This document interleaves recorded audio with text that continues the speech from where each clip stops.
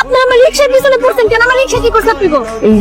এই রিক্সার লেগে তো সমস্ত সংস্থা তোর গলার জোড়া তো বাঁচতে কেন এই রিক্সার জোড়া তোর গলার জোর বাঁচছে। আমি কিন্তু ইচ্ছা করে চিৎকার করতেছি না। আপনারা কেন আমার রিক্সার সাথে পড়ছেন? এই রিক্সা চালায় কিন্তু আমি 2 বেলা 2 মুঠো ভাত খাই। আপনারা কেউ কিন্তু আমার ঠিক মতো খাইতে দেন না। আমার রিক্সা আপনাকে কি ক্ষতি করছে? আপনারা আমার মতো খাইতে দেন না। দেহি এই জামাই খারাপ গেছো কে? ওর কথা শোনা দরকার না। রিক্সা ভাঙ্গো দিয়ে কেমনে এই রিক্সা চালায় খায়? আপনি ঠিক কথাই বলছেন। আপনার ইজ্জত মানে আর ইজ্জত, আর আই বাজির একটা আসলে ইজ্জত করে দেবো। ইয়া নাই হইতে দিতে হারি না। জামাই বাবাজি কোনো কথা তুমি শুনবো না। তোমার ভাঙতে কোথাও তুমি ভাঙবো পান ঠিক আছে, আগে পা দিয়ে শুরু করি। এই আমার রিক্সা ভাঙি না। ইয়া ভাই যাও। কিসে তোমরা এরকম চিল্লাপাল্লা করতেছো কেন? ব্যাপারটা কি? ডাকাত লাগে না মোড়ল সাহেব? এই রিক্সা নিয়ে হাটে ঘাটে মাঠে গিয়ে আমগো মান সম্মান তোর কিছু রাখলো না। হ্যাঁ, আমি তো বুঝতে পারতাছি না।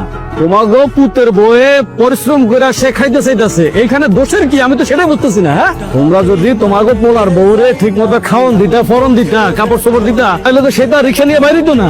মোড়ল সাহেব এই রিক্সা নিয়ে এসে যায় বাইরে হইয়া 2 দিন 3 দিন পরে পরে ঘরে ফিরে, এগুলো নিয়ে আমগো তো মাইসের কাছে জবাব দিয়ে করণ লাগে। তুমি রিক্সা চালাইবা, তুমি ঠিক মতো পরিশ্রম করবা, এটা আমি তোমার অর্ডার দিছি। তোমার যদি কোনো সমস্যা হয় তুমি আমার কাছে জানাইবা, ঠিক আছে বৌমা? শোনো ভাবি, তোমাকে বৌমা কাজ করে ভাত খেতে চাইতেছে, এখানে সেটা দোষের কিছু করে নাই। তোমরা তার আর কোনো ডিস্টার্ব করবা না। আমি যে কথা বলে গেছি, তোমরা আর তোমাদের ময়নাকে মানে তোমাকে পোলার পরে আর কোনো সময় কোনো ডিস্টার্ব করবা না।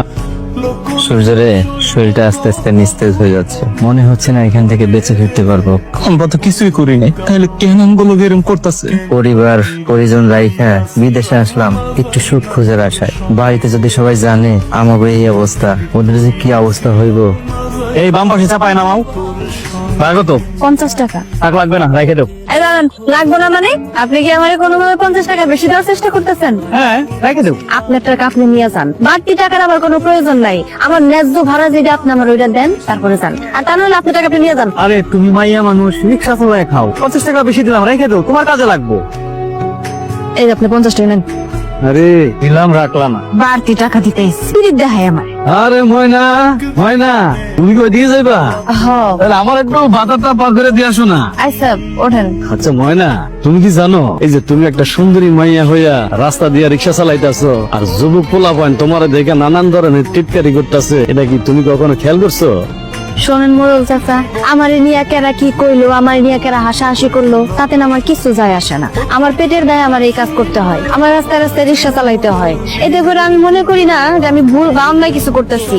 আমি চুরি ডাকাতি করতেছি না, আমি নিজের পায়ে খাইটা খাইতেছি। ময়না, তুমি তো শুধু সুন্দরী না, তুমি তো একটা জ্বলন্ত আগুন। আমি কিন্তু তোমার অনেক ভালোবাসা ফেলাইছি, তুমি কিন্তু আমার মনে জায়গায় ঘুরে নিছো। ময়না দেখেন মোড়ল চাচা, আপনি আমার রিক্সাটা ভাঙার হাত থেকে বাঁচাইছেন, তার জন্য আপনার কাছে আমি চিরকৃতজ্ঞ। কিন্তু এগুলো যে এটা না যে আপনি আমার সরলতার সুযোগ নিবেন।